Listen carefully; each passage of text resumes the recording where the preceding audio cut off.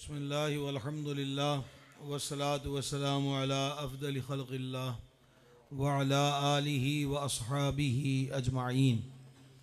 سید العالمین خاتم النبیین صلی اللہ تعالی علیہ وآلہ وسلم نے ارشاد فرمایا، زینوا مجالسکم بالصلاۃ علیہ، اپنی محفلوں کو ہماری ذات پاک پر درود شریف پڑھ کے خوبصورت بناؤ۔ تمہارا درود پاک پڑھنا قیامت کے دن تمہارے لیے نور ہوگا۔ ہم سب مل کر بارگاہ میں ہدیہ اصلاۃ والسلام پیش کریں۔ الصلاۃ والسلام علیکہ یا سیدی یا رسول اللہ وعلی آلک وصحابک یا سیدی یا حبیب اللہ۔ دنیا مختلف مذاہب اور نظریات والوں سے بھری ہوئی ہے، اور ہر فرد اپنے نظریے، طور طریقے اور عقیدے کو حق سمجھتا اور قرار دیتا ہے اور نجات کا ذریعہ تصور کرتا ہے، لیکن خالق حقیقی جل جلالہ نے اس معاملے میں کوئی ابہام نہیں رہنے دیا کہ کون سا دین کہلانے کا حقدار ہے اور کون سا دین اللہ تعالیٰ کے دربار میں دین ہے اور پسندیدہ ہے۔ چنانچہ عرشوں کے مالک نے فرمایا، ان الدین عند اللہ الاسلام۔ اس کا آسان تفسیری ترجمہ آپ کی خدمت میں پیش کروں تو وہ یہ ہے کہ اللہ تبارک و تعالی کے نزدیک دین ہے ہی اسلام۔ اور اگر اس کا مزید دوسرا معنی ذکر کیا جائے تو وہ یہ ہے کہ اللہ تعالیٰ کے ہاں پسندیدہ دین اسلام ہے۔ قبر کے 3 سوال احادیث مبارکہ میں ذکر ہوئے، اس میں ایک سوال یہ ہے، ما دینک، تیرا دین کیا ہے؟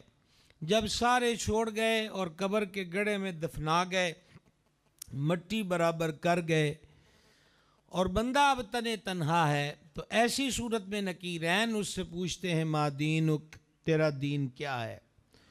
اور درست جواب کیا ہے جس پر نجات ہے؟ دینی الاسلام، میرا دین اسلام ہے۔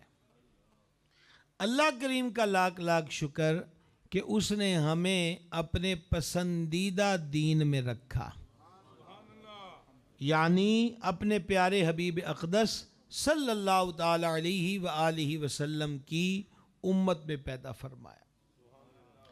امت کی بھی 2 قسمیں ہیں، اجابت اور دعوت۔ رب تعالیٰ نے ہمیں دعوت والوں میں نہیں بلکہ اجابت والوں میں رکھا، اور اجابت والوں میں بھی تفرقے ہوئے، جو حدیث میں خبر دی گئی کہ میری امت 73 فرقوں میں بڑھ جائے گی، ایک جنت میں جائے گا۔ اور اگلے لفظ میں فقی ابو اللیث رحمہ اللہ کی نقل کردہ روایت کے پڑھ رہا ہوں، عرض کی حضور وہ جنت میں جانے والا گروہ کون سا ہے؟ فرمایا اہل سنت و جماعت۔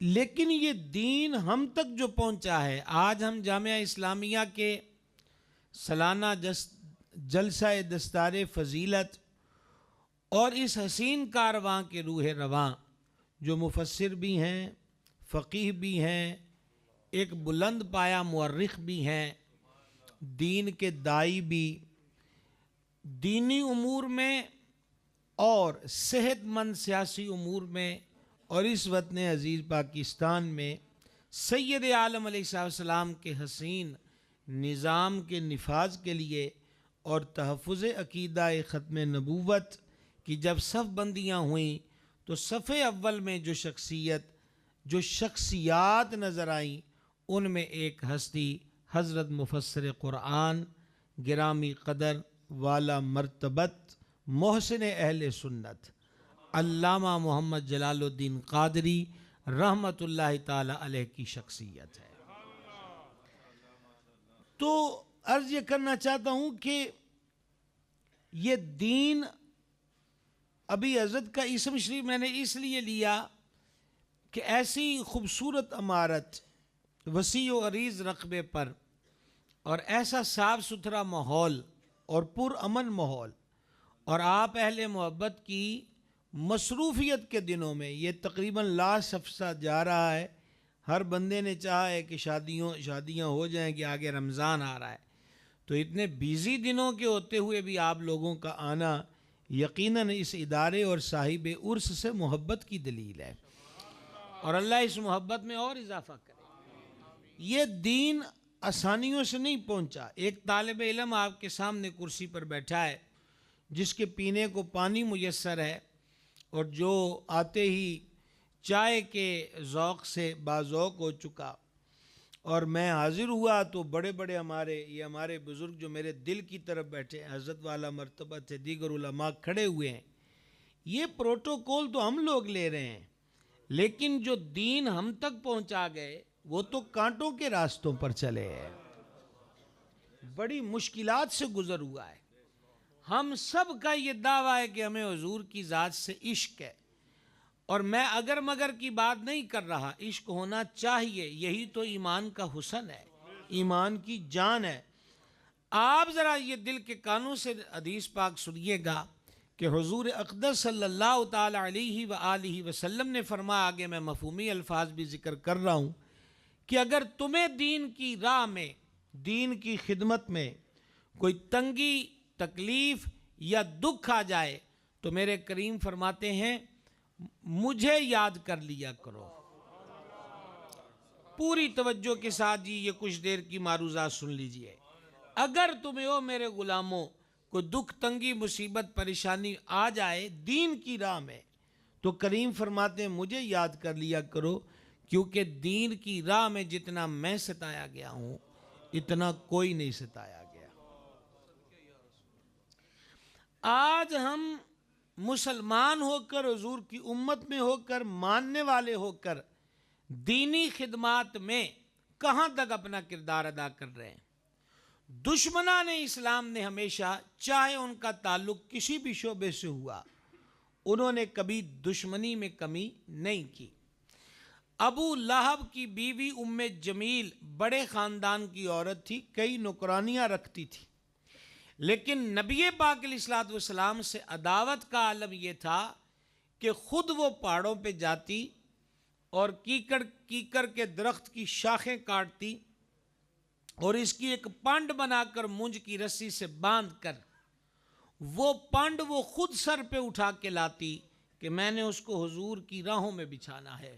آپ اندازہ کیجئے، بڑا خاندان، نوکر چاکر موجود، دان دولت موجود، لیکن مکے کی سخت گرمی میں بھی عداوت نبھانے کے لیے وہ اپنے تمام تر دنیاوی سٹیٹس کے باوجود شاخیں بھی کاٹتی ہے، گٹھڑی بھی بناتی ہے، باندھتی بھی ہے اور سر پہ لے کر آتی ہے۔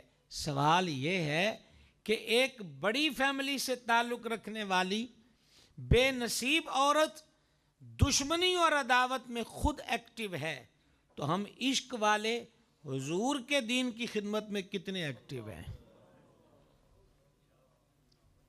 کیا یہ مدرسہ، کیا یہ قرآن و حدیث کی تعلیم صرف اس فرد کے ذمے ہے جس کے نام لفظ مولوی لگ گیا؟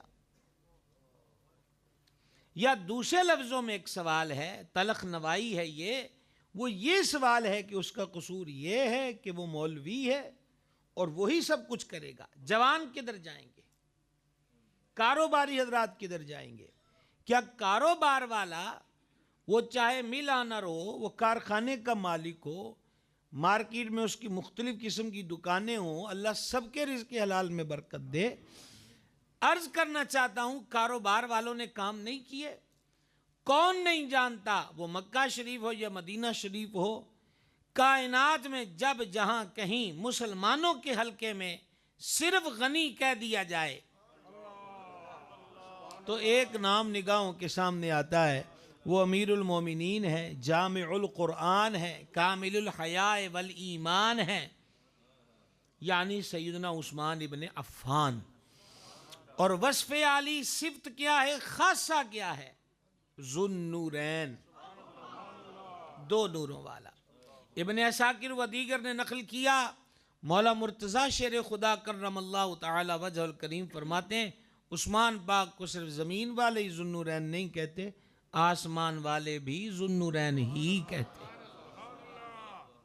ایک عظیم تاجر، ایک عظیم تاجر، لیکن اس سے بھی بڑی بات آپ کو سناؤں، اس عظیم تاجر کو اسلام کے حلقے میں کون لے کر آیا؟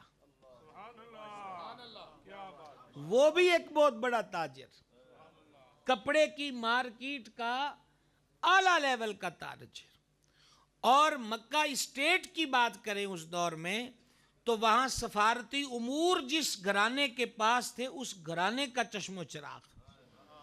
میری مراد نبیوں رسولوں کے بعد افضل ذات، امیر کشور محبت، شہنشاہ صداقت، سیدنا ابو بکر صدیق العتیق رضی اللہ تعالیٰ عنہ ہیں۔ حضرت صدیق اکبر نے دعوت اسلام کو عام کیا، اس کے نتیجے میں جن لوگوں نے کلمہ پڑھا ان میں ایک نام سیدنا عثمان غنی کا ہے۔ تو بھائی صاحب دعوت ہم کب دیں گے؟ تاجر اپنے حلقے میں دعوت دے، مزدور اپنے حلقے میں دعوت دے، مل جل کر اسلام کی خدمت، دین کی اشاعت میں ہر ایک کو اپنا حصہ ڈالنے کی ضرورت ہے۔ رہ گئے نوجوان، تو میں نوجوانوں سے ملتمس ہوں، ایک مسلم جوان کی جوانی کا حسن یہ ہے کہ اس کی جوانی حضور کی غلامی میں گزر جائے، وگرنہ آئے روز کتنے جوان ہیں جو مختلف حادثات کا شکار ہو کر پیوند خاک ہو رہے ہیں۔ زمین کھا گئی نوجوان کیسے کیسے، اور ہوئے نامور بے نشاں کیسے کیسے۔ جوانی، اور شاعر نے کتنی پیاری بات کہی تھی کہ ڈھل جائے گی یہ جوانی جس پہ تجھ کو ناز ہے، تو بجا لے چاہے جتنا 4 دن کا ساز ہے۔ ٹریفک حادثات کے اندر، بلکہ اب نوجوانوں کو دل کے دورے کا جو مرض ہے کثرت کے ساتھ معاذ اللہ یہ اموات واقع ہو رہی ہیں۔ عرض کرنا چاہتا ہوں، آپ جوانوں کی ہسٹری پہ غور کریں گے تو آپ کو جوانوں کی دنیا میں ایسے حسین و ماجبین ملیں گے کہ سبحان اللہ۔ آج تو مختلف قسم کے کیمیکل سے چہرے کی سیاہی کو سفیدی میں بدلا جاتا ہے۔ آؤ میں آپ کو ایک حسین کی بات سناؤں۔ ایسا حسین تھا کہ جب مکے کی گلیوں سے گزرتا تو لوگ پنجوں کے بل نگاہوں کو بلند کر کے اس کی خاک راہ گزر کو دیکھتے تھے۔ وہ جس گلی سے گزر جاتا مکے کی گلیاں خوشبو سے معطر ہو جاتی تھی، کیوں؟ اس جیسا مہنگا عطر کوئی استعمال ہی نہیں کرتا تھا،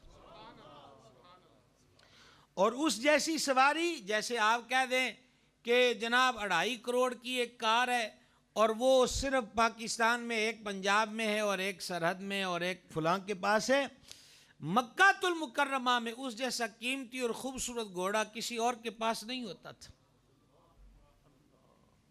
اور جس ٹھٹھ اور جس شان شوکت اور اعلیٰ درجے کی پگڑی وہ جوان باندھتا تھا وہ بھی ہر کسی کے سر پہ نظر نہیں آتی تھی۔ میری مراد سیدنا مصعب بن عمیر رضی اللہ تعالی عنہ کی ذات ہے۔ ایک چڑھتی جوانی، حسن و جمال، اوج و کمال، اور یہ لفظ بھی دل کے کان سے سننا، اوپر سے ماں کا چہتا اور لاڈلا، اتنا لاڈلا کہ جوانی کے اس عالم میں بھی ماں خود نوالے توڑ کر اس کو روٹی کھلایا کرتی تھی۔ ان کی زندگی میں ایک ایسا موڑ آیا کہ مکے کی گلی کے کسی موڑ پر ان کی زیارت نصیب ہو گئی کہ وہ کمال حسن حضور ہے کہ گمان نقص جہاں نہیں۔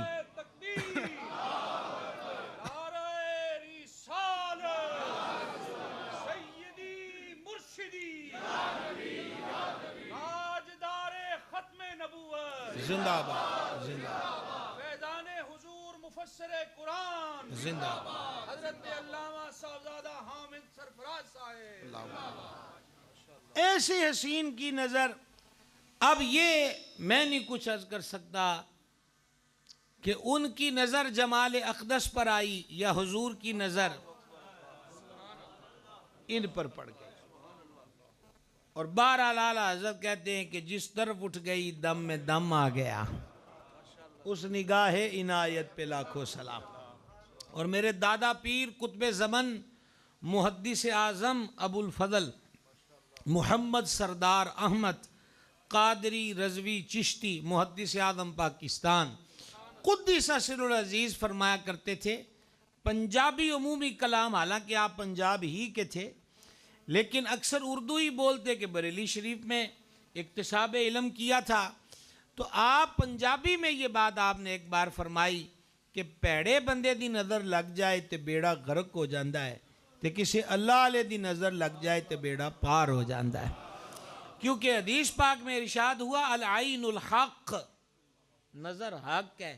تو جب بری نظر میں اتنا زہر اور اثر ہے کہ حدیث پاک میں ارشاد ہوا کہ نظر بد اونٹ کو ہنڈیا میں اور زندہ انسان کو موت کی صورت میں قبر میں پہنچا دیتی ہے، تو جب بری نظر میں اتنا اثر ہے کہ اچھا بھلا اونٹ بری نظر کے برے اثر سے تڑپے اور مالک اسے چھری پھیر دے، اور ایک قد و قامت والا جوان پہلوان گزرے اور بری نظر اسے موت کے گھاٹ اتار دے، جب بری نظروں میں اتنا اثر ہے تو کاملوں کی نظروں میں کتنا فیض ہوگا۔ اسی لیے صوفیہ فرماتے ہیں کوشش کر تجھ پہ کسی اللہ والے کی نگاہ پڑ جائے کہ یہ نگاہ بیڑا پار کر دیتی ہے۔ تو میں کیا آپ سے عرض کر رہا تھا، نوجوان ذرا توجہ کریں گے کہ اب کیا ہوا جناب، دامن کرم سے وابستہ ہو گئے اور آنکھوں کے راستے میرے دل میں اتر گئی، میرا کام بس ایک نگاہ یار کر گئی۔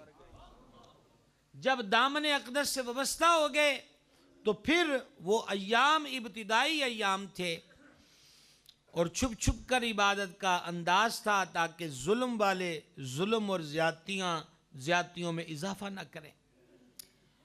تو ان کے کسی عزیز نے، یہ ڈرون والے بھائی جو ہیں یا اب اس کو کچھ لمحے کے لیے روک لیں، اصل میں حالانکہ محفلوں والے آشنا ہو چکے ہیں کہ اس کی پرواز کیوں ہوتی ہے، لیکن بہرحال ایک حساسیت کا عالم ہوتا ہے کہ توجہ دائیں بائیں ہو جاتی ہے، اور ہم اس پوزیشن میں نہیں ہیں جتنا لمبا سفر آپ کر کے آپ تک پہنچے ہیں کہ لفظ ہوا میں رہ جائیں۔ تو آپ متوجہ رہ کر سنیے گا۔ والدہ کو کسی نے بتا دیا، وہ ہمارے پنجابی سٹائل میں کہتے ہیں کہ منڈا توڑے ہتھا چو نکل گیا ہے، توڑے ہتھا چو نکل گیا ہے، اللہ اکبر کبیرہ۔ تو اب ماں نے کیا کیا، ماں نے کمرے میں بند کر دیا لاڈلے کو، وہی جو اس کو دیکھ کر جیتی تھی، وہی جو خود نوالے توڑ توڑ کر کھلاتی تھی، لیکن اپنے مذہب میں وہ اتنی مضبوط اور کٹر ہے کہ اپنے اس خوبصورت بیٹے کو کمرے میں قید کر دیا۔ قصہ مختصر، وقت ملا اور وقت یہ آیا کہ وہ قید سے نکلے تو کریم نے ان کو مدینہ شریف بھیج دیا۔ یہ حضور کی ہجرت سے بھی پہلے مدینہ شریف چلے گئے، اور جب کریم بھی مدینہ شریف تشریف لائے تو پھر وقت ایسا آیا، یہ اسد الغابہ کی روایت ہے آپ کے سامنے اب میں پڑھنے لگا ہوں، نوجوانوں جاگ کے سننا، کہ حضور سرور عالم علیہ السلام مسجد انور میں جلوہ گر ہیں، اور حضور کے پہلو میں باب ولایت امیر المومنین امام الواصلین شیر خدا حیدر کرار سرکار علی المرتضی کرم اللہ تعالی وجہ الکریم حاضر ہیں۔ آج وہی خوبصورت جوان مسجد میں داخل ہو رہا ہے، جس جیسے کپڑے کوئی نہیں پہنتا تھا، جس جیسی پگڑی کوئی نہیں باندھتا تھا، جس جیسی خوشبو کوئی نہیں لگاتا تھا، لیکن جانتے ہو کہ آج حالت کیا تھی؟ یہ کپڑا جب زیادہ استعمال ہوئے تو گھس جاتا ہے، اور گھس کر پھر بیچ میں سے بعض جگہ سے چھد جاتا ہے، پھٹ جاتا ہے، تو اس کا جدید علاج یہ ہوتا ہے جناب کہ رفو گر سے رفو کروائیے۔ پر بعض کپڑے اس قدر استعمال ہو کر کمزور ہو جاتے ہیں کہ رفو گری بھی وہاں پر مؤثر نہیں ہوتی، تو پھر پرانا طریقہ غربت و فقر کا یہ تھا کہ چمڑے کے پیس رکھ کر اس سوراخ کے بیچ میں جو کپڑے میں آ گیا ہے ارد گرد سے ٹانکے لگا لیے جاتے تھے۔ آج مکہ کا سوٹڈ بوٹڈ جوان خوبصورت اور حسین و معجبین، جس کے حسن کے قصے مکے کی رات کی کہانیوں میں ذکر کیے جاتے تھے، وہ آج حضور کے دربار میں آئے ہیں مسجد میں تو حالت یہ ہے کہ قمیض جگہ جگہ سے پھٹی ہوئی ہے اور اس میں سوراخ ہیں اور چمڑے کے ٹکڑے رکھ رکھ کے ٹانکے لگائے ہیں۔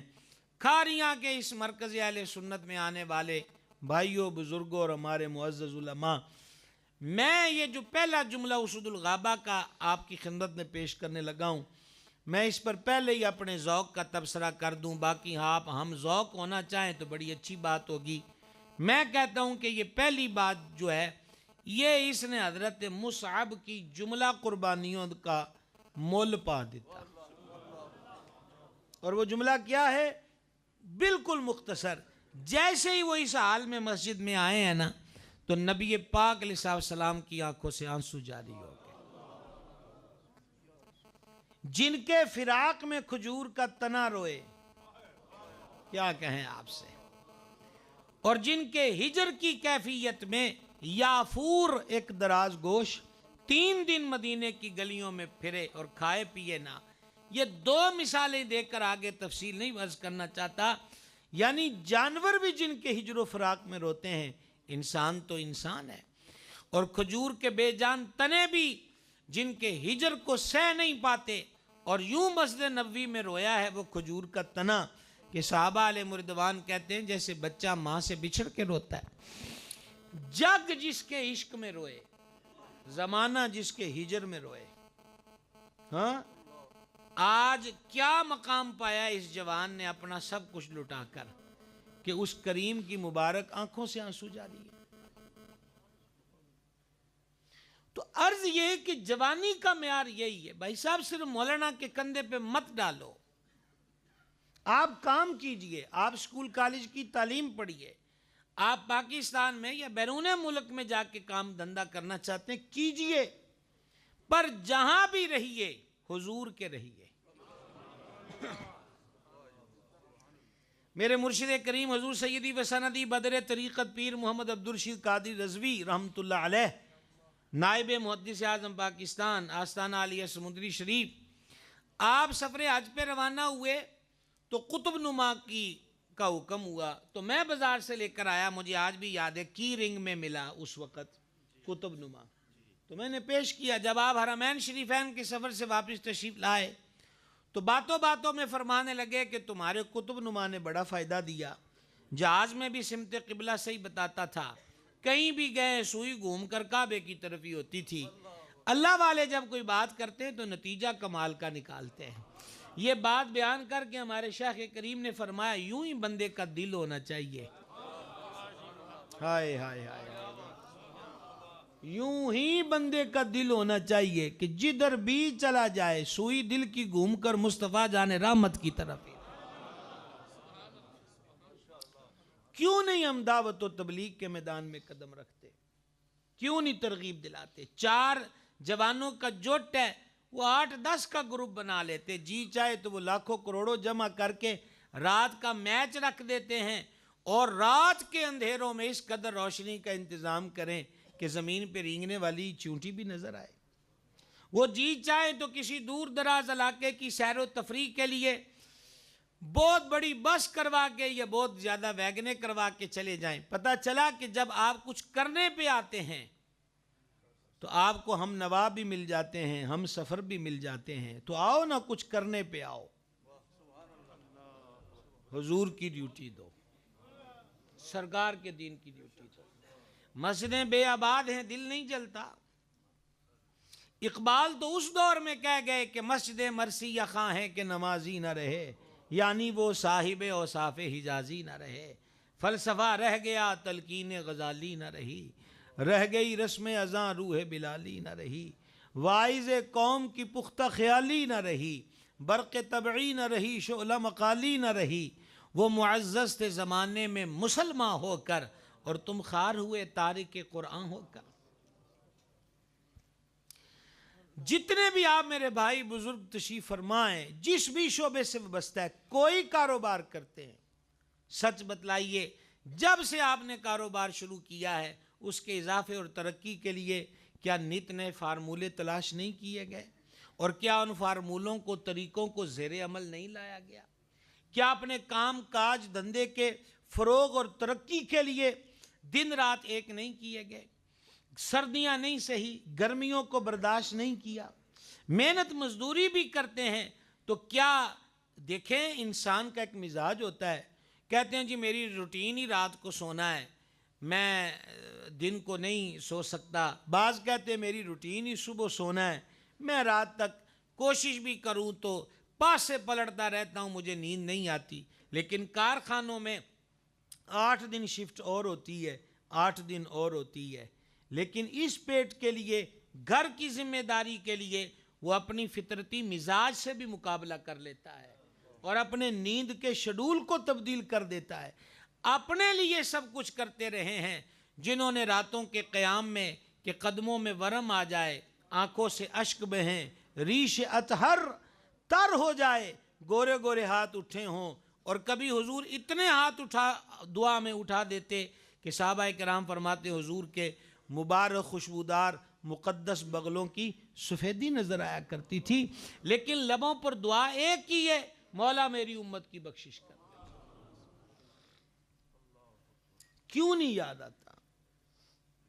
اور پھر ایک اور بات ہے، میں آپ کے سامنے کو حال الیہ بنا کر بیٹھوں تو مجھے ترقی چاہیے، میں ایک بطور مثال آپ کے سامنے رکھنے لگا ہوں، آپ اس اسٹیج کی بات کیجئے، قاری قرآن سے لے کر ایک خطیب کے دل میں یہ بات آ سکتی ہے کہ ہر قسم کی چیز کو بہتر طریقے سے ادا کیا جائے تاکہ لوگوں کے دلوں میں گھر کر جاؤں، 4 بندے سننے والے اور بڑھ جائیں، میری شہرت اور واہ واہ ہو، اور کوئی مسند اور مقام اور منصب مجھے اور مل جائے۔ میں اگر یہ آپ میری قائم کردہ مثال کو سمجھ چکے ہوں تو میں آپ کو پوچھنا چاہتا ہوں، جب کریم کے وجود پر طائف میں پتھر برسائے گئے تو کس عہدے کی کمی تھی جو مصطفیٰ جان رحمت کے قدموں میں نہ ہو؟ کائنات کا سب سے بڑا عہدہ محبوب خدا ہونا ہے۔ سبحان اللہ الکریم۔ ابن کثیر نے سبحان اللہ دی اسرا بعبدہ، اس کی تفسیر کے ضمن میں اس حدیث کو کوڈ کیا کہ حضور جب معراج کی رات دربار سمدیت میں حاضر ہوئے، عرض کی مولا تو نے آدم کو مسجود ملائک اور خلیفہ بنایا، اور موسیٰ علیہ السلام سے کلام کیا، عیسیٰ کو روح اور کلمہ قرار دیا، اور ابراہیم کو اپنا خلیل بنایا علیہ السلام، تو نے مجھے کیا عطا کیا ہے؟ فرما پیارے تجھے خلیل بھی بنایا ہے، حبیب بھی بنایا ہے۔ سمجھا رہی ہے؟ محبوب خدا ہو کر، مالک شفاعت ہو کر، سبب کائنات ہو کر، طائف کی وادیوں میں ان چھچوروں کے جو لائنیں بنا کر کھڑے ہیں،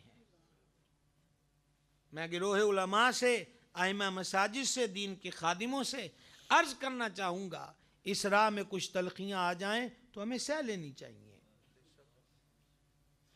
آج ہم جلسوں میں جاتے ہیں تو لوگ دورائیہ لائنیں بنا کر کھڑے ہو کر پھولوں کی پتیاں برساتے ہیں، میرے کریم جب طائف میں گئے ہیں تو معاملہ ایسا تو نہیں ہوا۔ سجے کھبے لائن بنا کے کھڑے ہو گئے اور حضور کے قدموں کو نشانہ بنا کے پتھر مار رہے ہیں وجود اقدس پر۔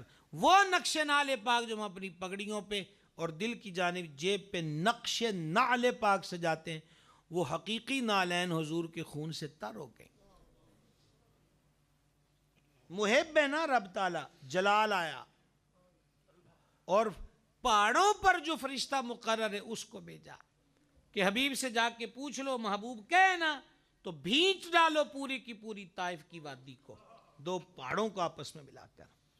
لیکن سنیے میرے بھائی اور بزرگوں، سنیے جامعہ اسلامیہ کھاریاں کے اس مرکز میں آنے والوں، میرے بھائیوں بزرگوں، سنو، جب فرشتے نے آ کے عرض کیا، حالت کیا ہے کہ حضور پیام حق لے کر آئے ہیں اور مکے والوں کی دی ہوئی تکلیفوں سے حضور نے رخ طائف کی طرف کیا کہ چلو وہاں سے کوئی اسلام کی سپورٹ اور معاونت اور خدمت کے لیے کچھ لوگ اٹھ کھڑے ہوں، لیکن ان کا رویہ وہ ہم اپنی ساری باتیں زبان پہ بھی نہیں لا سکتے۔ اس حالت میں فرشتہ آ کے کہتا ہے حکم دیجئے ہم پورے کے پورے طائف کو بھینچ ڈالیں، تو کریم نے جو جواب دیا اس کا خلاصہ یہی ہے، ہم رحمت بن کر آئے ہیں، زحمت بن کر نہیں آئے. اور اس سے اگلی بات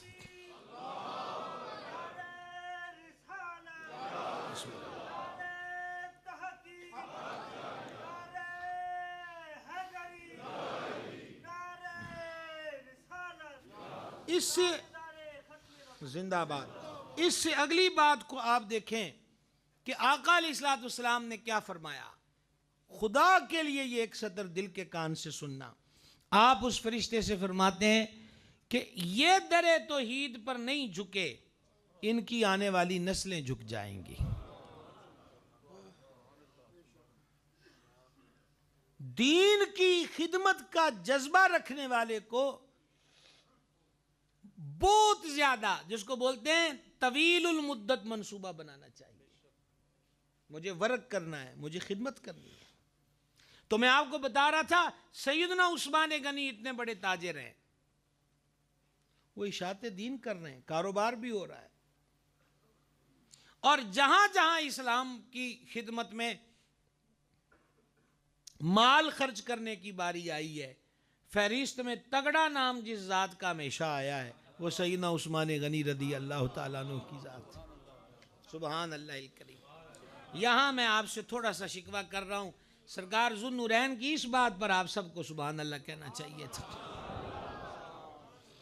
سمجھا رہی ہے بات کی؟ ہر جگہ پر وہ مدینہ شریف میں کنواں خرید کر مسلمانوں پہ وقف کرنا ہو، وہ مسجد نبوی شریف کو مکان لے کر دے کر مسجد کی توسیع کرنا ہو، وہ غزوہ تبوک پہ جو جیش اسرت کہلاتا ہے اس کی معاونت کرنا ہو، یا دیگر مواقع ہوں، تو صفحے اول میں جس کا نام روشن نظر آتا ہے، غنی جس کو جشتا ہے، اور کہہ لیجئے جس کے نام کے ساتھ غنی کا لقب پھبتا ہے، وہ حضرت سیدنا عثمان غنی کی ذات بابرکات. تو یہ ساری ہستیاں دیکھیں، صحابہ اکرام، اہل بیت عظام، اولیاء اکرام صرف ختم دلانے کے لیے نہیں ہیں. اور یہ جو ہمارے ہاں ہوش ربا حالات ہیں کہ ان پاک ذاتوں کو تکڑیوں میں تول تول کر زبانوں کی تنقید کے نشتروں سے ان کی عظمت کو زخمی اور گھائل کرنے کی کوشش کی جا رہی ہے. کس دنیا میں بس رہے ہو؟ یہ بھی کمی دین سے دوری کا سبب ہے. ان کی سیرت کو اپنی زندگیوں کا حصہ بنایا جائے. مدینہ منورہ میں قحط اپنا منہ دکھا رہا تھا اور اشیاء خرد و نوش کے ریٹ جو تھے وہ بڑھ گئے، قلت پیدا ہو گئی. اتنے میں حضرت عثمان غنی رضی اللہ تعالیٰ عنہ کا قافلہ تجارت آیا. کتنا وہ قافلہ بڑا تھا. آج آپ نوجوان موبائل سے میپ کے ذریعے تلاش کرنا کہ مدینہ شریف سٹی سے ملک شام کی سرحد یہ کل کتنے میل ہے. پہلا اونٹ مدینہ پاک میں کھڑا تھا، آخری اونٹ شام کی سرحد پہ کھڑا تھا. کیا کیا ظلم کیا ہے یہودیوں نے کہ انہوں نے ان پاک ذاتوں پر یہ دھبے لگانے کی کوشش کی کہ یہ مال کمانے کے لوگ تھے اور یہ دنیا کمانے کے لیے اور دنیا کی ہوس میں یا کسی عہدے کے متمنی تھے. سننا ذرا دل کے کانوں سے سننا، یہود کے جھوٹے پروپوگنڈے پہ کبھی کان نہ دھرنا، وگرنہ حضور کے دربار سے دھتکار دیے جاؤ گے. اور صرف حضرت عثمان کی بات کیجئے تو یہ ترمذی کا مناقب والا چیپٹر ہے، جامع الترمذی مناقب والا چیپٹر ہے. کریم کی جناب میں جنازہ لایا گیا اور خود صحیح مسلم جنازے والے چیپٹر میں حدیث ہے، فرما قبریں اندھیری ہیں، ہمیں اپنے جنازوں میں بلا لیا کرو. ہمارا جنازہ پڑھانے کی برکت سے رب قبروں کو روشن و منور فرما دیتا ہے. آج جنازہ آیا ہے، یہ ترمذی شریف ہے، واٹس ایپ کا اسٹیٹس نہیں، کوئی فیس بک کا قصہ نہیں ہے. جنازہ بارگاہ میں لایا گیا ہے اور عرض کی جانے جہاں جنازہ پڑھا دیں. سرور عالم علیہ الصلوۃ والسلام نے فرمایا میں اس کا جنازہ نہیں پڑھاؤں گا. یہ اتنے جملے ہی دل کو دہلا دیتے ہیں. نہ اٹھ سکے گا قیامت تلخ خدا کی قسم جسے مصطفیٰ نے نظر سے گرا کے چھوڑ دیا. وہ کسی در جو تیرے در سے یار پھرتے ہیں، در بدر یوں ہی خار پھرتے ہیں. صوفیہ مثالیں دیتے ہیں، کبھی وہ مثالیں عارضی ہوتی ہیں، بنائی ہوئی ہوتی ہیں. وہ کہتے ہیں نا کہ ایک بزرگ نے ہاتھ میں پتھروں کی ٹکڑیاں تھی تو اس کو پھینکا تو وہ پانی میں ڈوب گئیں. تو پوچھا یہ کیا ہوا ہے؟ کسی نے کچھ کہا، کسی نے کچھ کہا. جو ایک زیادہ جاننے والا معرفت والا تھا انہیں کہا حضور ہونا کی ہے، جیڑا تواڈے ہاتھ چوں چھٹ جاندا ہے وہ ڈوب جاندا ہے. اسی کو کہتے ہیں جو تیرے در سے یار پھرتے ہیں، در بدر یوں ہی خار پھرتے ہیں. یہ دل کو چیر دینے والی بات ہے کہ جنازہ ہے، وہ صحابہ پاک کسی کرسچن اور یہودی کا جنازہ تو نہیں لائے. ہم نہیں پڑھائیں گے. عرض کی حضور آج سے پہلے کبھی ایسا نہیں ہوا. فرمایا آج تم جس کا جنازہ لائے ہو کہ ہم پڑھائیں، یہ میرے عثمان سے بغض رکھتا ہے اور میرا رب اس سے بغض رکھتا ہے. بات کی سمجھ آئی ہے؟ یہ باتیں اکثر سالانہ جلسوں میں آپ حضرات آتے ہیں، کبھی میرے جیسا طالب علم اور کبھی مقتدر علماء آپ کو باتیں سناتے ہیں، لیکن کنٹینیو رکھیے یہ سلسلہ. وجہ یہ ہے کہ جگہ جگہ پہ لوگ شکنجے لگا کر گرفت میں لینے کے لیے اور جال لگا کر پھانسنے کے لیے بیٹھے ہیں. پھنس نہ جانا، پھنس نہ جانا. اب سنیے، تو تاجر حضرات آگئے اور حضرت ذوالنورین سے کہا کہ ہم سے سودا کر لیجئے. فرما تم مجھے کتنا نفع دیتے ہو؟ مثال کے طور پہ جی میں ایک فگر مثال کی ہے، یہ فار ایگزامپل ہے، یہ اوریجنل فگر نہیں ہے. کہ مثال کے طور پہ وہ بوری 10 روپے کی ہے گندم کی. تو فرما میں 10 کی لایا ہوں ایک بوری، کتنے پہ لوگے؟ انہوں نے کہا جی ایسی 11 روپے دے دینے. فرما میں نے زیادہ میل دینے، اخے 12 کر لو جناب. فرما ہوں بھی میں نے زیادہ میل دینے. 13 کر لو، 13.5 کر لو. فرما میں نے اور زیادہ میل دینے. انہوں نے کہا جی اس تو اگے ساڑی بس سے. وہ کون سا تاجر ہے جو ہم سے بڑھ کر آپ سے ریٹ لگاتا ہے؟ فرما ہونے تو ہم 10 دینے. اسی وقت سرکار ذوالنورین رضی اللہ تعالی عنہ نے اپنے ورکروں کو، جس کو آج کی بولی میں آپ ملازم کہہ لیجئے، فرما پھیل جاؤ میرے کریم کے شہر پر نور مدینہ منورہ، زادہ اللہ شرفم و تکریمم و تعظیمہ کی مبارک گلیوں میں، اور ندائیں دو، اعلان کرو، منادی ہو کہ وہ جو قافلہ آیا ہے سرکار ذوالنورین کا، وہ انہوں نے اللہ کے لیے تمام اہل مدینہ پہ صدقہ کر دیا ہے. آؤ اپنا مال آ کے لے. اتنا بڑا تاجر ہے، وہ نماز کے وقت مصلی پہ نظر آتا ہے. کیا کہیں آپ سے، جمعہ پڑھانے کے وقت منبر پہ نظر آئے. سبحان اللہ الکریم، سبحان اللہ الکریم. یہ حضور کے خلفاء ہیں، خلفاء راشدین مہدیین. ان کو راشدین اور مہدیین کسی نقیب نے نہیں کہا. ایسا نہیں ہوا کہ اشتہار کا کوئی سانچہ ڈلا تھا بیچ میں نام ایڈ کر دیا. انہوں نے کہا ہے وما ینطق عن الہوا. انہوں نے کہا ہے کہ وہ زبان جس کو سب کن کی کنجی کہے، اس کی نافذ حکومت پہ لاکھوں سلام. دین کا کام. آپ اس مدرسے کو دیکھیے. میں آپ کو ایک اور تاجر کی بات سنانا چاہتا ہوں. وہ امام الائمہ ہے، وہ سراج الامہ ہے، وہ کاشف الغمہ ہے، اور وہ آئمہ فقہ میں آئمہ اربعہ کی بات کر رہا ہوں. آئمہ اربعہ شافعی، مالکی، حنبلی، اور یہ خود سرکار امام اعظم. آئمہ فقہ میں یہ واحد امام ہے جنہوں نے دور صحابہ کو پایا، تابعی کے شرف سے مشرف ہوئے. آپ جانتے ہیں کہ تابعی کا ٹائٹل کتنا عظیم ہے. میرے کریم رؤوف الرحیم علیہ السلام نے فرمایا، اور یہ حدیث پڑھنے کے لیے آپ صرف مشکاہ شریف کھول لیجئے، منقبتوں والا باب. کریم فرماتے ہیں جس نے مجھے دیکھا اور میرے دیکھنے والے کو دیکھا. اب بھی آواز، میں آپ کو کوئی دوڑا بھائی نہیں سنا رہا.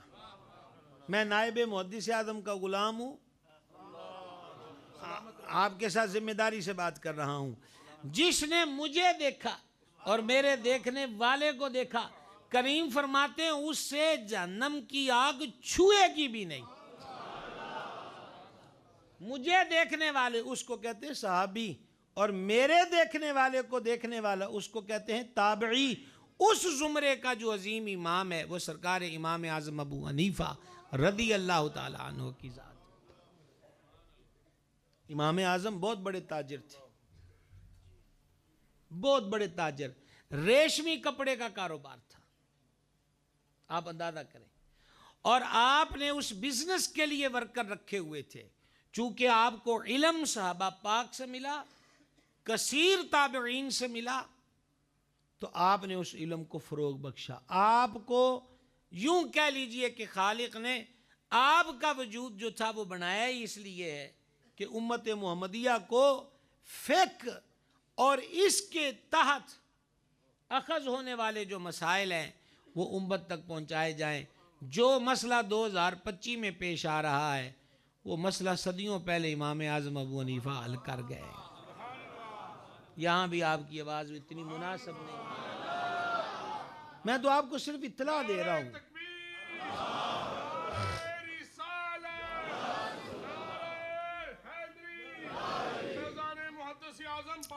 عرض خدمت یہ ہے, آپ کی خدمت میں عرض یہ کر رہا تھا کہ امام اعظم اور آپ پڑھیے تذکرۃ الحفاظ امام ذہبی رحمہ اللہ کی, اس میں وہ کہتے ہیں امام اعظم نے کبھی کسی بادشاہ کا تحفہ قبول نہیں کیا. وہ کبھی کسی بادشاہ کے دروازے پر نہیں گئے. جو آپ ہی بادشاہ ہو اسے کیا ضرورت ہے؟ یہ آپ کیا سمجھتے دین کا علم چاہے پھٹے پرانے کپڑے کیوں نہ پہنے ہو. میرے کریم نے فرما العالم و سلطان اللہ فی الارض او کما قال علیہ الصلوۃ والسلام, صحیح العقیدہ عالم زمین پر اللہ کی حجت ہوتا ہے. زمین پر اللہ کی حجت ہوتا ہے. وقت میرے پیش نظر ہے, اور اس سے پہلے کہ ہم سے کوئی اشاروں کے نایوں میں کچھ کہے, ہم خود ہی دامن بجانا جانتے ہیں. ہے توجہ آپ حضرات کی, توجہ ہے آپ حضرات کی. ابھی کوئی اشارے ہوئے نہیں ہیں, لیکن 34 سال کے بوڑھے ہو گئے تقریر کی دنیا میں.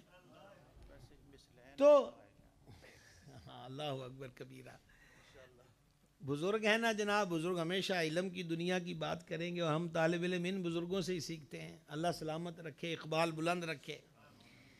آپ بہت زیادہ تو نہیں تھکے؟ کیسے تھکو گے؟ بہت سارے تو میرے بعد آئے ہو, تھکو گے کیسے؟ اللہ آپ کو سلامت رکھے, جزائے خیر دے. بہت خوشی ہوتی ہے آپ ان اداروں میں یوں آیا کریں, بہت دل خوش ہوتا ہے. دیکھا کریں سارا یعنی آپ آئیں, ظاہری بات ہے کوئی قریب کسی گاؤں سے, کوئی دوسرے شہر سے بھی اب آپ تشریف لائے ہوں گے. باہر سٹی میں وہ آج تو مصروف اتنے ہیں کہ جناب پڑوسی کی خبر نہیں ہوتی. تو چلو سال کا ایک دن ہی ہے, کبھی آ کے بندے کی نظر تو پڑتی ہے کہ جناب یہ عمارت میں اضافہ ہوا ہے, یہ طلباء میں اضافہ ہوا ہے, یہ رنگ و بو میں اضافہ ہوا ہے. پھر دل سے دعائیں نکلیں, اور کبھی کبھی دل خود کہتا ہے کہ کیوں نہ میں بھی اس کارواں کا حصہ بن جاؤں. کیا خیال ہے؟ تو امام اعظم ابو حنیفہ رضی اللہ تعالی عنہ ایسی عظیم ہستی ورکر رکھے ہوئے تھے, اور وہی کپڑا فروخت کرتے تھے. لیکن امام صاحب ورکروں پہ نظر رکھتے تھے کہ خرید و فروخت کے اصول. مجھے تھوڑا تھوڑا یاد ہے کہ میں نے پچھلے سال کی گفتگو میں کہا تھا کہ مدرسے کی تعلیم کو صرف مسلح سے نتھی نہ کرو, کہ یہ قرآن و حدیث کی تعلیم امام مسجد بننے اور تنخواہ لینے کے لیے, یہ زندگی کے ہر شعبے کے لیے ضروری ہے. یہ مجھے دھندلا دھندلا یاد ہے. اگر مجھے دھندلا دھندلا یاد ہے تو آپ کا حال کیا ہوگا؟ سمجھ رہے ہیں؟ اب ذرا غور فرمائیں گے امام اعظم رضی اللہ تعالی عنہ کتنا خیال اور کتنا اہتمام کرتے تھے, اس کی ہلکی سی جھلک دیکھیں. ایک مرتبہ آپ نے وہ تھان حوالے کیے اپنے ورکروں کے, اور ایک تھان کو اسپیشلی سب کی توجہ دلائی کہ اس میں عیب ہے, نقص ہے, خامی ہے, یہ جب بیچو تو گاہک کو دکھا دینا. کہتے جی کپڑا چھج گیا ہے, ہاں کھول کے دکھاتے. اب ورکر آ گئے, مال وغیرہ بیچ کر خوب سیل ہوئی, خوب نفع ہوا. حضور یہ اس کے پیسے ہیں. امام اعظم نے پیسوں کو ہاتھ نہیں لگائے, آپ نے فرمایا وہ تھان جب بیچا تھا تو عیب بتا دیا تھا. صرف ایک فکر ہے, کنے آئے نے کنے نہیں آئے, کوئی پرواہ نہیں. تو برگر نے کہا کہ وہ منڈی کی ہمہ ہمی میں حضور میں مجھ سے غلطی ہو گئی, میں گاہک کو اس کا عیب نہ بتا سکا. امام صاحب فرما سارے پیسے صدقہ کر دو. ابو حنیفہ اس میں سے ایک چونی بھی نہیں لے سکتا. یہ دین کے علم کا فائدہ ہے.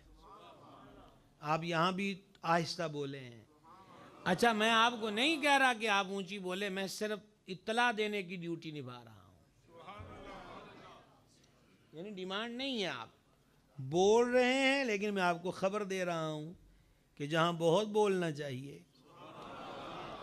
وہاں آپ کو کیا ہوا, یہ ساتھ ساتھ ہم مطلع کر رہے ہیں. یہاں تک باتیں کچھ سمجھ میں آئی ہیں آپ حضرات کے؟ باتیں سمجھ میں آئی ہیں؟ اچھا یہ تاجر ہے, پیر کو دیکھتے ہیں, پیر کو دیکھتے ہیں. میں نوجوانوں کی خدمت میں عرض کرنا چاہوں گا, میرے بھائیوں اور جو بالکل چھوٹے ہو میرے بچوں, یہ دل کی تختی پہ بات لکھ لینا. سوشل میڈیا پر ننگے تڑنگے مشٹنڈے جو دکھائے جا رہے ہیں وہ ہمارے پیر نہیں ہیں.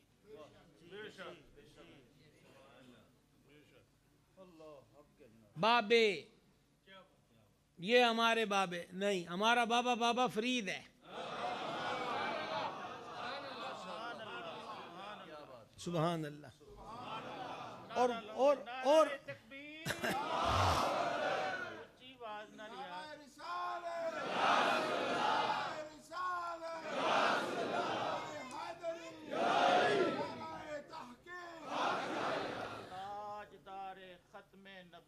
زندہ باد,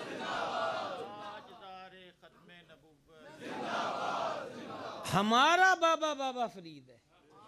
اس بابے کا حال دیکھو, صائم الدہر ہے, ایام مرض اور ممنوعہ کے سوا روز روزہ.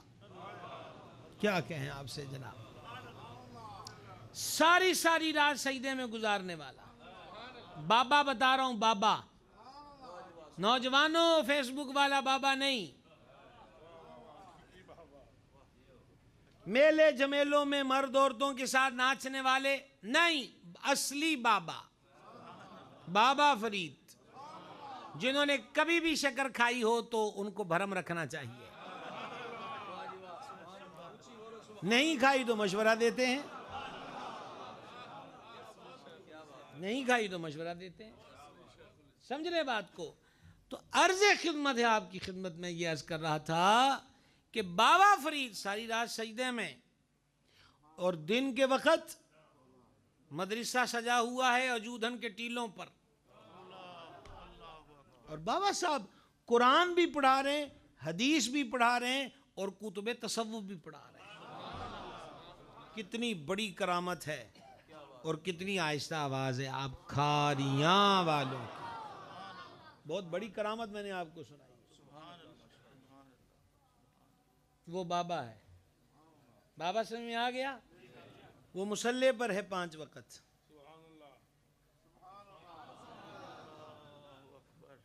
وہ فجر کے بعد ناشتے, درویشوں کا ناشتہ ہے, بابا صاحب کا روزہ ہے. وہ صبح پڑھانا شروع کرتے ہیں, قال اللہ وقال رسول اللہ. اور اے کاش کہ کوئی یہ جملہ قضا نہ کر دے, وگرنہ شاید واپسی تک قلق دل میں رہے. اس وقت جو پاک پتن کے ٹیلے پر بابا صاحب کا مدرسہ لگا تھا, کیا حسن تھا اس مدرسے کا کہ جہاں کے اسٹوڈنٹوں میں ایک خواجہ نظام الدین اولیاء ہے. یہ بلا کیا عالم ہے. یہ بابے ہمارے ہیں. اور پیر کی طرف آئیے, اور پیر کی طرف آئیے. تو جب ہم پیر کو دیکھتے ہیں تو وہ پیران پیر ہے, روشن ضمیر ہے, دستگیر ہے, سید الاسیاد, فرد الافراد, غوث الاغواث, قطب الاقطاب, غوث کونین, مغیث دارین. قطب ربانی، قندیل نورانی، شہباد لامکانی، سیرت نورانی، صورت نورانی، شجرہ نورانی، حسب نورانی، نسب نورانی، حضور پر نور سرکار سیدنا الشیخ عبدالقادر جیلانی، حسنی، حسینی، بغدادی، پیر ماں، دستگیر ماں، رضی اللہ تعالیٰ۔ سنو گے اس پیر کا شیڈول کیا ہے؟ سنیں گے؟ آج ایک پیر کے عرس میں آئے ہو، عرس میں آئے ہو نا، تو بولے مولانا کا عرس کیسے ہو سکتا ہے؟ یہ مورکیوں والوں کو یہ بھی ٹینشن ہوتی ہے، سمجھ گئے؟ اچھا باقی سب تالی مالی ہر چیز ہوگی، بولے حضرت امیر معاویہ کا ختم کیسے ہو سکتا ہے؟ ارے بھائی، ناچ بھنگڑا کر رہے ہو، خلاف شرع کام کر رہے ہو، وہ ہو سکتا ہے، اور کوئی اس پہ قدغن نہیں ہے، تو یہ تو حضور کے صحابی ہیں، کاتب وحی ہیں، ان کی ہمشیرہ حضور کے حرم میں ہیں، اور آپ بڑی دب دب کے سبحان اللہ کہہ رہے ہیں، دب دب کر۔ ہر صحابی نبی جنتی جنتی، ہر صحابی نبی جنتی جنتی، ہر صحابی نبی جنتی جنتی، سبحان اللہ، ماشاءاللہ، ہر صحابی نبوت زندہ باد زندہ باد، لبیک لبیک لبیک۔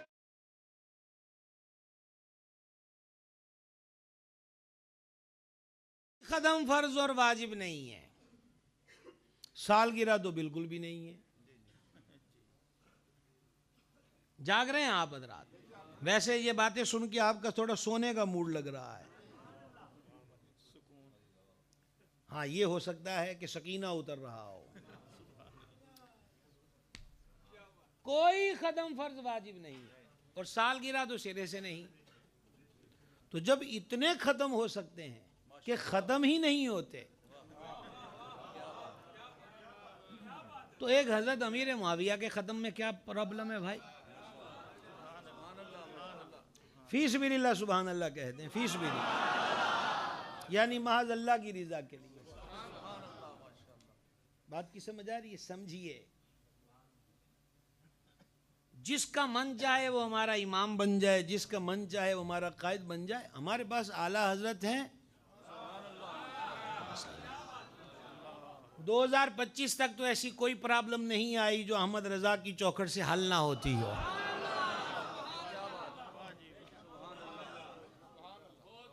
سمجھ رہے ہیں آپ بات کو؟ نو ٹینشن، کوئی پرابلم نہیں ہے ہمیں، الحمدللہ رب العالمین۔ تو کہاں سے کہاں وہ جب پیر کی بات ہو رہی تھی، پیر کی بات، یہ جو پیران پیر ہیں محبوب سبحانی، 5 وقت مصلی پر، اب میں نے آپ سے کچھ نہیں کہنا، میرے پاس اب ٹائم نہیں ہے۔ اب آپ کو اتنا عرصہ ہو گیا آپ لوگوں کو خالص دودھ کی کھیر کھاتے ہوئے غوث پاک کی، اور اب آپ سے کہا جائے کہ آپ غوث پاک کے نام پہ سبحان اللہ کہیں، کیا خیال ہے؟ تو آپ سے تو بہتر ہے پھر ہم ان بکریوں اور گائیوں سے شکایت کریں کہ تم نے خالص دودھ کیوں نہیں دیا بھائی۔ عرض یہ کر رہا ہوں، 5 وقت مرشد مصلی پہ، تہجد کے وقت مصلی پہ حجرے میں، اشراق بھی چاشت بھی، اس وقت یہاں ہمارے معزز اساتذہ، وہ خواہ حفظ کے شعبے کے ہوں یا درس نظامی کے، اسکول، کالج، یونیورسٹی کے، جتنے بھی شعبہ تعلیم کے حضرات ہیں، وہ جو اگلا لفظ مجھے کم از کم ان کو سمجھانا تو کسی صورت مشکل نہیں ہے۔ ایک تنہا یہ پیر جو تہجد میں بھی ہے، اشراق میں بھی ہے، چاشت میں بھی ہے، 5 وقت کی امامت میں بھی ہے، 13 پیریڈ خود پڑھاتے ہیں، 13 پیریڈ۔ کتنے بھائی صاحب؟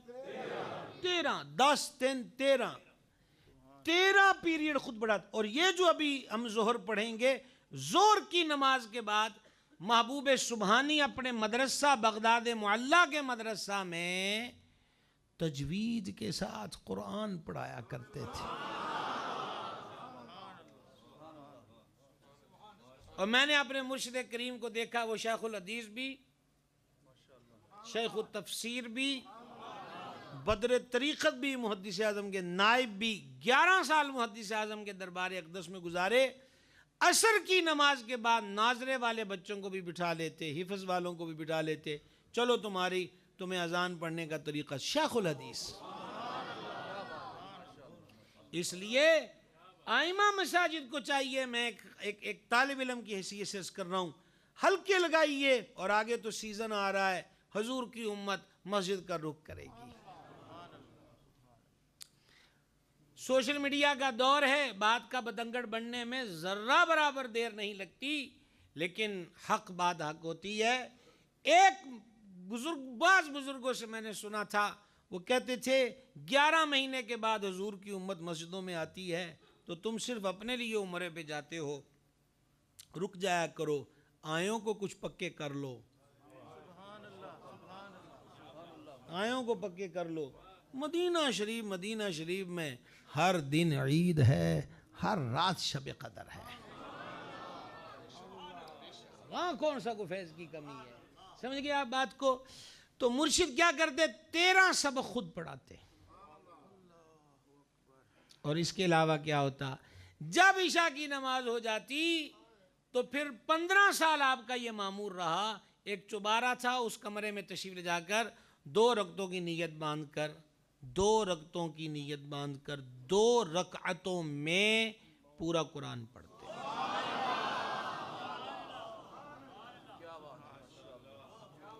آپ یہاں جامعہ اسلامیہ سے فتویٰ لینے آتے ہیں، فتویٰ تو چلتا ہے نا یہاں سے، دارالافتاء سے.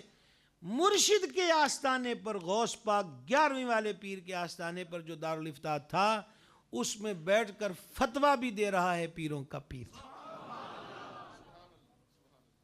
اور خانقاہ قادریہ میں بیٹھ کر طریقت کے پیاسوں کو جام الفت بھر بھر کے پلا رہا ہے غوث پاک. ایسے ہوتے ہیں پیر. مجھے پتا ہے سب کو ایسا پیر وارا نہیں کھاتا. کو چمٹے والا، کو بھنگڑے والا، کو مورکی والا، کو گرارے والا، کو لال پیلے نیلے اولے کپڑے والا. کن چکروں میں پڑے ہو؟ پیری کا، درویشی کا کوئی خاص گیٹ اپ نہیں، سوائے اس کے کہ وہ مصطفیٰ جان رحمت کی سنت کے رنگ میں رنگا ہوا ہوتا ہے. یہی گیٹ اپ ہے، یہی طریقہ ہے. بہرحال میرے بھائی اور بزرگوں، یہ باتیں اتنی ہیں کہ زندگیاں گزر جائیں. میں حضرت مفسر قرآن رحمت اللہ تعالیٰ علیہ کو خراج تحسین پیش کرنے کے لیے ایک بات سنانے لگا ہوں آپ کو. صاحب عرس کو نذرانہ دینے لگا ہوں. آج بھی شرعی مسائل، قوانین کے معاملے میں، حدود کے معاملے میں جب شریعہ سے پوچھا جائے کہ اس کا کیا فیصلہ کرنا ہے، 70% مواد عدلیہ کو جس ہستی نے دیا ہے وہ امام اعظم کا ایک شاگرد ہے، سیدنا امام ابو یوسف رضی اللہ تعالیٰ، جو معروف ہے قاضی ابو یوسف کے نام سے. اور عجب بات یہ ہے کہ یہ یتیم تھے، اور بعضوں نے بیان کیا دھوبی کی دکان پہ ملازم تھے. اور ایک دن امام صاحب کی محفل میں بیٹھ گئے اور امام صاحب کے ہو گئے. مائی صاحبہ نے کہا یہ یہاں اگر کام نہیں کرے گا تو میرا چولہا کہاں سے چلے گا؟ امام اعظم نے کہا تیرا خرچہ بھی ہم دیں گے، اس کا خرچہ بھی ہم دیں گے. قاضی ابو یوسف. پھر قاضی ابو یوسف اس طرح جڑے امام اعظم کے ساتھ کہ بچہ فوت ہو گیا ان کا، جنازہ پڑھایا اور رشتہ داروں اور محلے والوں سے کہا کہ آپ تدفین کر دو میرے بیٹے کی، کیونکہ امام اعظم کے پیریڈ کا ٹائم ہو گیا ہے. اگر یہ باتیں آج رہ گئیں تو ساری زندگی مجھے پھر نہیں مل سکتی.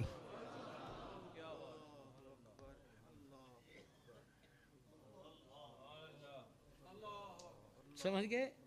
اور ایک اور حسین و معجبین اس بزم کا، وہ سیدنا امام عبداللہ بن مبارک رضی اللہ تعالی عنہ ہے. ان کے ایک شاگرد نے کہا کہ کہ میں نے 2.5-3 سال دیکھا کہ امام صاحب کو میں نے سوئے ہوئے نہیں دیکھا، ساری رات مسئلے نکال رہے ہیں، لکھ رہے ہیں۔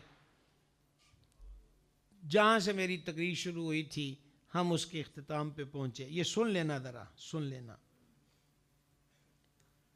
اس نے ایک دن پوچھ لیا، اور میں وہ پوچھنا اپنے انداز میں بیان کرتا ہوں۔ اس نے پوچھا حضور تن نیند نہیں آندی؟ سوال سمجھے آپ؟ تن نیند نہیں آندی؟ بڑی آندی۔ تو سوندے کیوں نہیں؟ میں تو اتنے سال ہو گئے نے تو سوندیا نہیں ویکھدا۔ تو حضرت فرمانے لگے کہ اے جنے اس ٹائم مسلمان ستے نے نا، وہ ساڈے تے بھروسہ کر کے ستے نے۔ ہائے ہائے ہائے ہائے،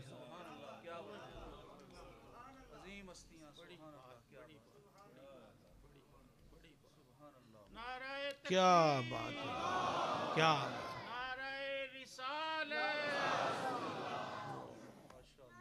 یہ ہم پہ بھروسہ کر کے، یہ ہم پہ بھروسہ کر کے سوئے ہیں، اور اگر ہم بھی سو گئے تو اس امت کا کیا بنے گا؟ یہ گلشن، وہ تحریر، وہ تقریر، وہ تدریس، کسی شعبے میں بھی ہو، ایسی عظیم شخصیت آپ کے خطے میں گزر گئی کہ جنہوں نے ہر میدان کے اندر دین اسلام کی اشاعت اور خدمت میں اپنا روشن کردار ادا کیا۔ اب باری میری اور آپ کی ہے، ہم بھی اپنا اپنا حصہ ڈالیں۔ مدرسے کی 4 دیواریاں صرف اور صرف روٹی نہ ہونے کی مجبوری کی وجہ سے نہیں ہوتی۔ اللہ نے آپ کو مال دیا، مالک رزق حلال میں اور برکت دے۔ حضور کے عشق میں اور سرکار کو نذرانہ دینے کے لیے، بلکہ یوں کہیے کربلا والوں کو نذرانہ دینے کے لیے 6 ماہ کی کلی جو امام کی مبارک بازوؤں میں آخری ہچکی لی ہے، اس سید امام عرش مقام سرکار اصغر کریم کے حضور نظر پیش کرنے کے لیے اپنا ایک بیٹا دین کے علم کے لیے وہ پڑھ لے، آپ اس کو اپنے کاروبار پہ لگائیں۔ آپ کے پاس مل فیکٹری ہے، آپ اس کو اس کے مین کرسی پر بٹھائیں۔ فرق یہ ہوگا کہ اب وہ کچھ بھی کرنے سے پہلے سن چکا ہے، جھوٹ نہیں بولنا، دھوکہ نہیں دینا، کم نہیں تولنا، کم نہیں ناپنا، عیب بتا کر مال کو فروخت کرنا ہے، جھوٹی قسم نہیں کھانی، ظلم نہیں کرنا، کو کمزور ہو تو رعایت کر دینی ہے۔ سبحان اللہ۔ سود کا لین دین اب نہیں کرنا، رشوت کا لین دین نہیں کرنا، پڑ چکا ہوگا۔ اگر ہر سیٹ پر، یا ہر نہیں تو نصف سیٹوں پر، 50% سیٹوں پر ایسی فکر والے آ جائیں تو خود سوچئے کہ ملک کا حسن کیا ہوگا۔ یہ بے چینیاں دور نہ ہوں گی؟ کیا یہ سلگتی ہوئی لاشوں کو کچھ ٹھنڈک نہیں ملے گی؟ کیا یہ اجڑتے ہوئے باغ پھر سے پربہار نہ ہو جائیں گے؟ تو دیر کس بات کی ہے؟ یہ اتنا حسین گیٹ، اتنی پیاری منزل آپ کا انتظار کرتی ہے۔ قرب و جوار میں جو بسنے والے ہیں، کھاریاں شہر والے ہیں، میں سب سے عرض کروں گا کہ آپ کا یہ مرکز ہے، یہ آگے بھی رونق ہے، مزید اس کی رونق میں اضافے کا سبب بنی ہے۔ اس کو چندہ دیجئے بصورت بندہ، سمجھ آ رہی ہے نا؟ چندہ دیجئے اور دل کھول کے سخی بن جائیے کہ اپنا ایک ایک بیٹا، چاہے وہ حفظ ہو چاہے وہ عالم کورس ہو، وقف کیجئے۔ اللہ تعالیٰ اس ادارے کو سلامت رکھے، ہمارے ان بزرگوں کو سلامت رکھے۔ اور ایک بزرگ ہیں جو اسٹیجوں پہ یہاں نظر نہیں آتے، ہیں وہ غازی، ہیں وہ غازی، اور غازی بھی ہیں اور اتنے باسعادت ہیں کہ مسعود ہیں، اور ہم دعا گو ہیں کہ مالک انہیں سدا مسعود رکھے۔ کیا ان بزرگوں کی عاجزیاں، یقین جانے، یہاں تو معمولی سی کلغی لگ جائے تو بندہ ہاتھی کے پیروں کے نیچے روندنے لگ جاتا ہے مسکینوں کو۔ یہ علمی گرانہ، یہ حضرت غازی صاحب جو ہیں یہ کوئی معمولی سی شخصیت ہیں، اس خان وادے کا ایسا چشم و چراغ، صاحب علم، کتنی کتابوں کے رائٹر، کتنی کتابیں چھاپ چکے، اور دیکھیں ابھی بھی وہ ایسا نہیں ہے کہ وہ دلہن کی طرح سج کر یہاں بیٹھ جائے، اپنی درویشی میں لگے ہیں۔ یہ ہمارے بابے کتنی منتیں کر کے وہاں سے یہاں تک لائے گئے ہیں۔ بات یہی ہوتی ہے، باب رومی نے کہا ہے کہ پھولوں کو کڑھائیوں کی ضرورت نہیں ہوتی، ان کی خوبصورتی ہی خوبصورتی ہوتی ہے۔ اور ایک ہمارے کرم فرما جنہوں نے مجھے اس جگہ سے جوڑا ہے، وہ حضرت گرامی قدر والا مرتبت قاضی محمد سعید صاحب دام اقبالہ، امریکہ میں تشریف رکھتے ہیں، حضرت صاحب عرس کے خانوادے کے چشم و چراغ ہیں۔ ہم ان کو بھی خراج محبت پیش کرتے اور دعا گو ہیں کہ اللہ تعالیٰ صحت سلامتی والی لمبی زندگی عطا فرمائے، اور جلال الدین کا جلال بھی اور کمال بھی، اور قادریت کی برکات بھی ہمیشہ یہاں سے تقسیم ہوتی رہیں۔ وما علینا الا البلاغ۔